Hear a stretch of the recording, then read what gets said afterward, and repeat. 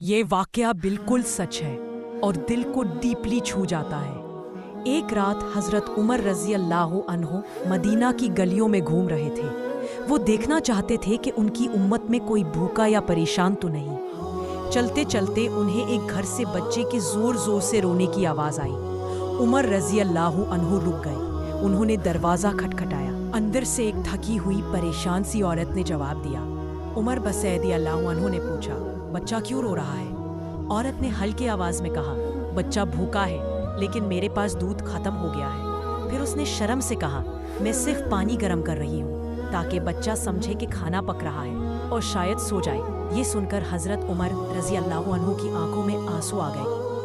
وہ فوراً بیت المال گئے اور خود اپنے ہاتھوں سے کھانے کا سامان اٹھایا۔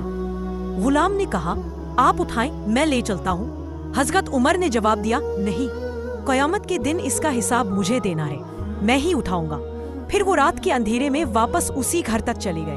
انہوں نے اپنے ہاتھوں سے چولہا جلایا، کھانا بنایا، اور جب بچہ کھانا کھا کر مسکرا دیا تو حضرت عمر رضی اللہ عنہ نے ہلکی سی مسکراہٹ کے ساتھ کہا، آج اللہ نے عمر کی زندگی میں ایک اور خوشی لکھ دی۔ یہ واقعہ ہمیں ایک بہت بڑی بات سکھاتا ہے۔ حکومت ہو یا عام انسان، ذمہ داری سب کی برابر ہوتی ہے۔ مسلم صرف عبادت سے نہیں، انسانیت سے بھی پہچانا جاتا ہے۔